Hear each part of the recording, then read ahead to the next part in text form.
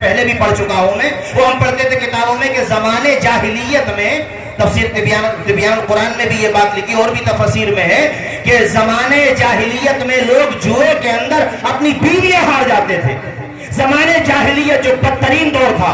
اب میں نے پرسوں پڑھا اخبار میں، شاید 2-3 روز ہو گئے، سوشل میڈیا پہ کسی اخبار کی رپورٹ تھی، میں شہر کا نام نہیں لیتا، کہ وہاں پر ایک جواری نے اپنی بیوی کو جوئے میں ہار دیا. جوئے میں ہار گیا جواری، بتاؤ اپنی بیوی کو ہار گیا. یار کیسا افسوس کی بات ہے. ایک شہر کا نام نہیں لینا چاہیے، کسی شہر کا نام، وہاں پیرنٹس نے منع کیا، بیٹا یہ پیسے شراب میں مت اٹھانا. عادت کا پتا تھا ماں باپ کو کہ بری سوسائٹی میں بیٹھنے لگا. ارے اس لیے پیرنٹس سے بھی کہتا ہوں، ماں باپ سے بھی کہتا ہوں، اپنے بچوں کو اچھے سنسکار دو. علماء کے پاس جا کر کے بیٹھے گا تو کم از کم اتنا تو مانتے ہی ہو کہ وہ شرابی نہیں بنائیں گے، نمازی بنائیں گے. ارے سنی دعوت اسلامی کے قافلے میں جاؤ، دعوت اسلامی کے قافلے میں جاؤ، مزارات پہ جا کر کے حاضری دو، مساجد میں عبادت کرو، نیک کام کرو. یار بری سوسائٹی میں کیوں بیٹھتے ہو؟ ایک گندگی کو تھوڑی دیر کے لیے ہاتھ میں رکھ لو، تمہارے ہاتھ سے بھی گندگی بو آنے لگے گی، بدبو آنے لگے گی. بری سوسائٹی کا اثر ہوتا ہے. برے لوگوں میں بیٹھو گے تو ان کا اثر پکڑ لو گے. اور امیروں کو بھی چاہیے اپنے بیٹوں کو زیادہ آزاد نہ چھوڑیں دولت کے چکر میں کہ دولت بہت ہے. اور بیٹے کو احساس نہیں ہوتا تیرے باپ نے کتنی محنت کر کے دولت کمائی ہے، اور تو اس دولت کو ایسے ہی اڑا رہا، شراب پینے میں اڑا رہا، جوا کھیلنے میں اڑا رہا. مجھے سنبل کی رپورٹ بھی پتا ہے کہ بعض جگہ پر لوگوں نے سٹے میں 10-10 لاکھ روپے ہرا دیے. ابھی آج تک کوئی مالدار ہوا سٹوریا جو تم مالدار ہو جاؤ گے؟ مجھے بتاؤ کوئی آج تک مالدار ہو تو؟ میں نے تو ہر سٹوریے کو یہ دیکھا، اگر وہ 10 لاکھ جیت گیا ہے تو جب تک اسے نیند نہیں آئے گی جب تک 15 لاکھ ہار نہیں جائے گا. میں نے سٹوریوں کی زمینیں بیچتی ہوئی دیکھی ہیں، میں نے سٹوریوں کے مکانات بکتے ہوئے دیکھے، میں نے سٹوریوں کو روڈوں پہ بھیک مانگتے ہوئے دیکھا ہے. اور سنو اسی طرح سے جواریوں کا بھی حال ہے، اور یہی حال شراب پینے والوں کا بھی ہوتا ہے. بری عادت کے شکار ہوتے ہیں، جب پیسے نہیں ہوتے تو چرا کر کے لائیں گے، مگر چونکہ نشے کی عادت ہوتی ہے تو نشے والا جشن لگواتے ہیں. نشے والا جشن لگوا رہا مسلمان. یار کیسے کیا کیا بدلاؤ ہوئے گا بتاؤ مجھے؟ کون سا بدلاؤ آ جائے گا ہمارے سماج کے اندر؟ ہمارا سماج تو اندر سے خود چڑھ رہا ہے. کسی پہ 2-4 پیسے ہو گئے تو پجامے سے باہر ہے. وہ بھی اگر بری عادت نہیں ہے تو میں سے دوسروں پہ کھوج جما رہا. وہ غریب کو غریب نہیں سمجھ رہا، مزدور کی مزدوری نہیں دے گا، اس پہ طاقت دکھائے گا، کمزور کو ستائے گا، پریشان کرے گا. قرآن شریف طاقتوں میں رکھے ہوئے ہمارے وہاں، پڑھنے کی توفیق نہیں ہوتی. ہماری مائیں بہنیں بیٹیاں بیٹھی ہیں، ان سے بھی کہتا ہوں یہ بھی صرف رمضان شریف میں قرآن شریف اٹھا کر کے دیکھتی ہیں، اللہ ماشاءاللہ. اور یہی حال تمہارا بھی ہے. ارے شراب کے جام چھوڑ دو مسلمانوں. آج کی اس کانفرنس کا، غوث الورا کانفرنس کا پیغام یہ ہے کہ اس گراؤنڈ میں جہاں بیٹھے ہوئے ہو، آج کے بعد اس گراؤنڈ کے تقدس کا لحاظ رکھنا. یہاں حضور کا جلسہ ہو چکا ہے، یہاں اب کوئی شراب کا جام نہیں چلنا چاہیے. ہاتھ اٹھا کر کے کہو اسی طرح سے یہاں پر اب کوئی جوئے کی محفل نہیں جمائی جائے گی. ہاتھ اٹھاؤ سارے لوگ، ہاتھ اٹھا کے بولو جوئے کی محفل تو نہیں لگاؤ گے یہاں پر آج کے بعد. اگر کوئی لگائے تو تم لوگ اس پہ ایکشن لو. روایتوں میں یہ آتا ہے کہ ایک بندہ جو رات دن عبادت کرتا ہے اچھا ہے، لیکن اس کو جہنم میں اس لیے ڈالا جائے گا کہ وہ دوسروں کی برائیاں دیکھ کر کے ایسے ہی گزر جاتا تھا. تم خود نماز پڑھتے ہو، پوری آبادی مسلم آبادی ہے، یہاں پر کیا ہوتا ہے یا کسی اور گراؤنڈ میں کیا ہوتا ہے، اگر بچے غلط سوسائٹی میں بیٹھتے ہیں تو سماج کے ذمہ داروں کی بھی یہ ذمہ داری ہے کہ اس پر ایکشن لیں، اسے روکیں. ارے آج اگر دوسرے کا بچہ بگڑ رہا ہے، تم نے اگر اس کو نہیں سدھارا تو کل کو تمہارا بچہ بھی بگڑ سکتا ہے. یاد رکھیے گا، کرونا وائرس پہلے چائنا میں آیا تھا، دوسرے ممالک ہنس رہے تھے کہ ہماری صحت پہ کیا اثر پڑتا ہے، مگر آتے آتے پوری دنیا میں پھیل گیا. وائرس ہوتا ہے. جب تک سرائے ترین کے ہر گھر میں ایک بھی نشیڑیا رہے، سب کی ذمہ داری ہے پیار سے، محبت سے، ڈانٹ سے، جس طرح سے بھی ہو اسے سمجھاؤ، اور شرابی سے اسے نمازی بنا دو، اسے بری عادتوں سے دور لے کر کے جاؤ. یار شراب کو تو کتابوں میں ام الخبائث کہا گیا ہے، برائیوں کی جڑ، گندگی کی جڑ. ایک عابد کے بارے میں تذکرہ ملتا ہے کہ بنی اسرائیل میں بڑا نیک بندہ تھا، وہ یعنی اچھا آدمی تھا، نیک آدمی تھا، یہ سمجھ لیجیے. ایک عورت اس پہ فریفتہ ہو گئی، اسے کسی اپنی نوکرانی کے ذریعے اس کو بلا لیا گھر پہ، اندر سے لوک لگا دیا. دروازہ لگانے کے بعد اس عورت نے اپنے ناپاک ارادے کا اظہار کیا، تو چونکہ یہ نیک بندہ تھا، اس نے کہا کہ بھئی ایسا تو میں سوچ بھی نہیں سکتا۔ اس نے کہا میں شور مچا دوں گی، تیری رسوائی ہوگی، تیرے سامنے 3 راستے بچے ہیں، یا تو میرے ساتھ یہ بے حیائی والا کام کر، یعنی منہ کالا کر، یا پھر یہ شراب کی بوتل رکھی ہوئی ہے اس میں سے شراب پی لے، یا پھر یہ ایک چھوٹا سا بچہ تھا وہاں، اس بچے کو قتل کر دے۔ تینوں میں سے ایک چیز کو تو چن لے، ان تینوں کے علاوہ تیرے پاس کوئی راستہ نہیں ہے، یعنی یا تو بچے کو قتل کر دے، میرے ساتھ منہ کالا کر لے، بدکاری کر لے، یا پھر شراب پی لے۔ تو اس نے دماغ پہ زور دیا،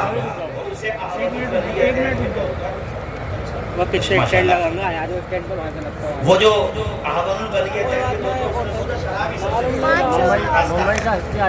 اس نے جو ہے یہ سوچا کہ شراب جو ہے سب سے آسان راستہ ہے، لہذا اس نے عورت سے کہا ٹھیک ہے، تم نے مجھے 3 راستے دیے، 3 راستوں میں سے میں شراب کو چن لیتا ہوں۔ اور اس نے شراب پی لی، تھوڑی سی پی، جب نشہ چڑھنے لگا تو کہا اور پلا۔ اس نے اور شراب کا جام پینے والوں، یہ میں نیک بندے کی داستان سنا رہا ہوں، جب نیکوں کا دماغ شراب خراب کر دیتی ہے، تم تو رات دن شراب خانوں میں رہو گے تو کہاں پہنچ جاؤ گے، سوچو۔ کہا اور پلاؤ۔ اس نے اتنی شراب پی کہ کلی طور پہ وہ نشے کی دنیا میں چلا گیا۔ اس نے پی تو اس لیے تھی کہ 2 گناہوں سے بچ جاؤں، بدکاری کے گناہ سے اور بچے کے مرڈر کے گناہ سے۔ جانتے ہو کیا ہوا؟ بنی اسرائیل کا یہ عابد نیک بندہ جب شراب کے نشے میں دھت ہوا تو اس نے اس عورت کے ساتھ منہ کالا بھی کیا اور بچے کا بھی قتل کر دیا۔ بتاؤ ایک جرم کہاں تک لے گیا؟ اس لیے یار ہوش میں آؤ یار، سوچو آپ لوگ، گھروں میں بہن بیٹیاں جوان بیٹھی ہیں، شادیاں نہیں ہوئی ہیں، تم ساری دولت جو ہے شراب کے نشے میں اٹھا رہے ہو۔ تمہارا باپ بیچارہ پریشان ہے، کسی کا باپ رکشا بولر ہے، کسی کا باپ بڑھاپے میں در بدر کی ٹھوکریں کھا کر کے رزق کماتا، تم گھٹے گھٹے جوان ہو کر کے شراب پیتے ہو یا جوئے میں پیسہ برباد کر رہے ہو۔ میرے پاس وقت ہوتا تو میں اور بھی اس پہ گفتگو کرتا، مگر میں یہیں پر اپنی بات ختم کرتا ہوں، اور یہ آپ سے یار عرض کرتا ہوں کہ اس برائی کو ختم کرو یار۔ بہار کے وزیر اعلیٰ نتیش کمار جی نے جب اس پہ پرتیبند لگایا تھا، اتفاق سے میں اس وقت بہار ہی میں تھا، تو میں نے وہاں بھی جلسوں میں کہا تھا، اور میں آج بھی کہتا ہوں کہ شراب بند صرف بہار میں نہیں ہونا چاہیے۔ ہم اپنے یو پی کے وزیر اعلیٰ سے بھی کہتے ہیں کہ یو پی کے اندر بھی شراب پہ پرتیبند لگنا چاہیے۔ یہ بھی بڑی عجیب، اس کو ہپوکریسی کہیں کیا کہیں، ایک طرف میں نے دیکھا لکھا ہوا ہوگا کہ شراب پینا صحت کے لیے ہانیکارک ہے، دوسری طرف گورنمنٹ بکوا رہی ہے شراب۔ ایسی گٹکوں پر تمباکو کے پاؤڈر پہ ایک فوٹو لگا ہوا ہوگا کہ جبڑے ختم ہو گئے، کھانا نہیں کھایا جا رہا، اور گورنمنٹ بھی وہ پرمیشن دے رہی ہے، پرمٹ دے رہی ہے۔ یار یہ بھی عجیب تماشا ہے۔ گورنمنٹ کو چاہیے کہ پیسے کمانے سے زیادہ لوگوں کے سواستھ پر دھیان دے، ان کی صحتوں پر دھیان دے۔ ایسے سارے پروڈکٹ، شرابیں یا اور بھی چیزیں جو صحت کے لیے ہانیکارک ہیں، بھائیو تمباکو بھی صحت کے لیے اچھی چیز نہیں ہے، اگرچہ اس کے بارے میں حکم شرع بیان نہیں کر رہا ابھی، مگر اتنا ضرور کہوں گا کہ ہر وہ چیز جو صحت کے لیے مضر ہو، صحت کے لیے نقصان دہ ہو، وہ کم از کم ممنوع کے درجے میں ضرور آتی ہے چیز۔ آپ سارے لوگوں سے کہتا ہوں اپنے بچوں کو بری صحبت سے بچاؤ، اچھی صحبت کی طرف لے کر کے آؤ، شراب کے نشوں سے بچاؤ۔ ایک بوند اگر کسی نے خمر کا پی لیا ہے، ایک بوند، صرف ایک بوند کی بات کر رہا ہو، اور بغیر توبہ کیے وہ مر گیا، تو جہنمیوں کی شرمگاہوں سے بہنے والی بدبودار پیپ پلائی جائے گی۔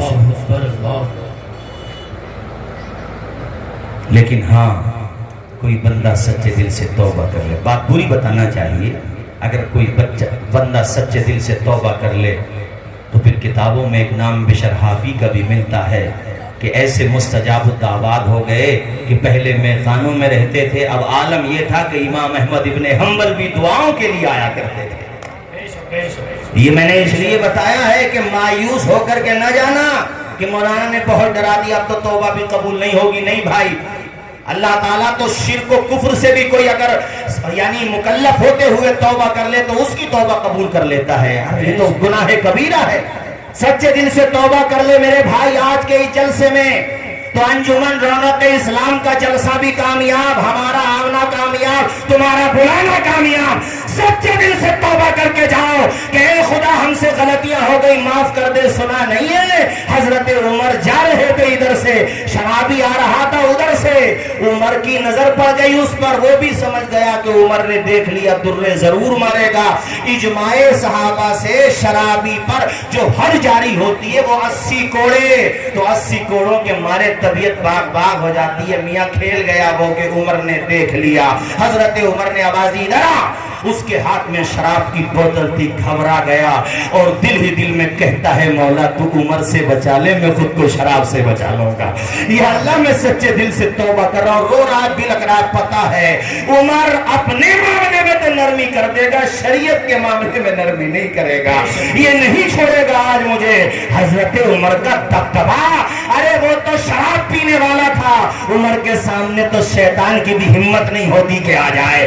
ऐसा दबदबा, अल्लाह है ये शान, ये शौकत उमर की है, बातिल लरज रहा है, ये हैबत उमर की है।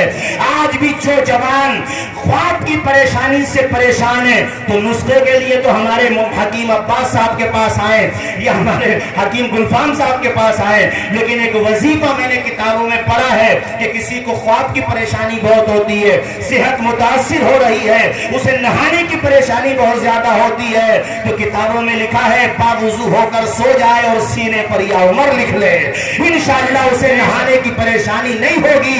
इसलिए कि ये जो परेशानी होती है ये शैतान की तरफ से होती है, जहां उमर का नाम होगा वहां शैतान नहीं आएगा। बेशक बेशक, सुभान अल्लाह सुभान अल्लाह, अल्लाह अकबर। नौशाही भाई इंशाअल्लाह नारा उधार रहा, नारा उधार रहा। सुनो मेरे साथियों, सुनो, हजरत उमर की बात आ गई तो सुनो, नई बात और याद आ गई, मगर इसको फिर कभी सुनाऊंगा। हजरत उमर ने आवाज दी मेरे करीब आ, वो करीब गया और उसके हाथ में थी तो वो शराब ही की बोतल, मगर वो डर रहा था, छुपा भी ली थी और अल्लाह से कह रहा था मौला मैं सच्चे दिल से तौबा करता हूँ, आज के बाद नहीं पीऊंगा। हजरत उमर के जब करीब बिल्कुल पहुंच गया, आपने कहा निकाल क्या है, अल्लाह की शान देखो, अल्लाह ने शराब को सिरके में बदल दिया था।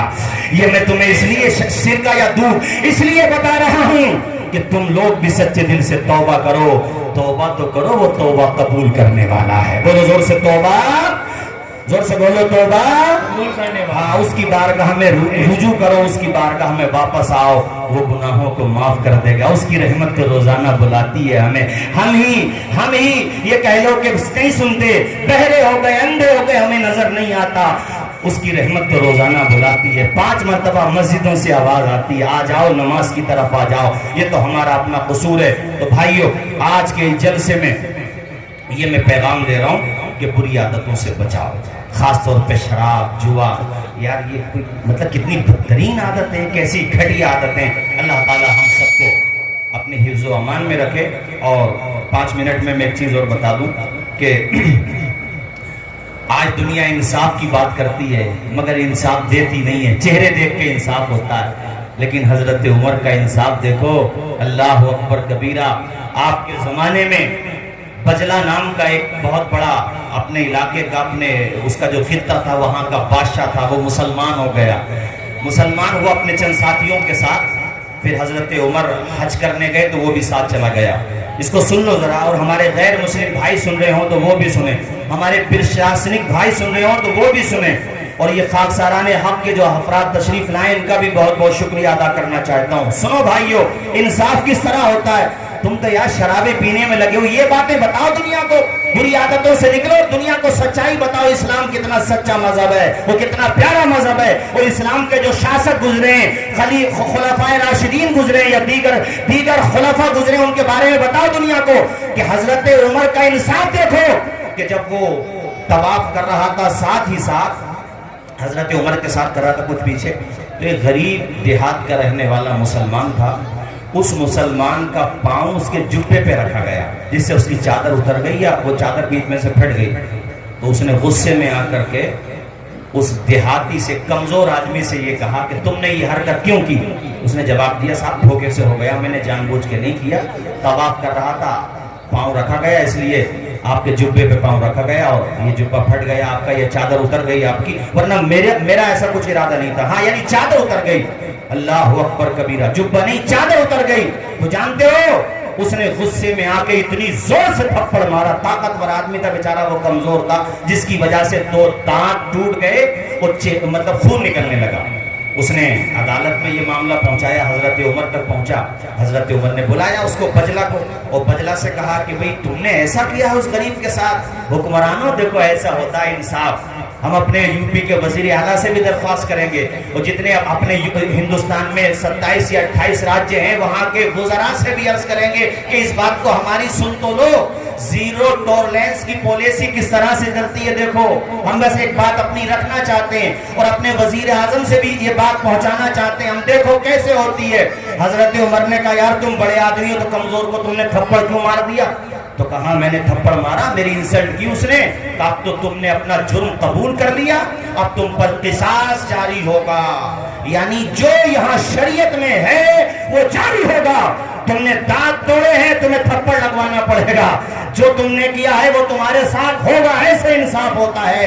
اس نے کہا مجھے 1 دن کی مہلت دیجئے, میں غور کر لیتا ہوں. کہا ٹھیک ہے, اگر یہ کہے گا مہلت کو تب مہلت دی جائے گی, ورنہ مہلت بھی نہیں دی جائے گی. اس نے کہا بھئی میں مہلت دیتا ہوں. بہرحال وہ چلا گیا واپس, وہ جا کر کے معاذ اللہ مرتد ہو گیا. مگر پیغام یہ ملا کہ حضرت عمر نے کسی کا پہناوا یا کسی کا اسٹیٹس نہیں دیکھا, بلکہ معاملے کی یعنی معاملہ دیکھا اور انصاف کر کے دنیا کو بتا دیا کہ انصاف اس طرح سے ہوتا ہے. اے میرے ساتھیوں, تم سے بھی کہتا ہوں مسلمانوں, تم میں سے جس کو سرکاری پد ملے, پرائیویٹ پد ملے, چھوٹا یا بڑا پد ملے, تو کبھی چہرے دیکھ کر کے برتاؤ نہ کرو, بلکہ معاملہ دیکھ کر کے برتاؤ کرو.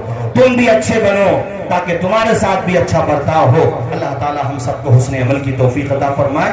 آمین. وآخر دعوانا ان الحمد للہ رب العالمین. السلام علیکم ورحمۃ اللہ وبرکاتہ.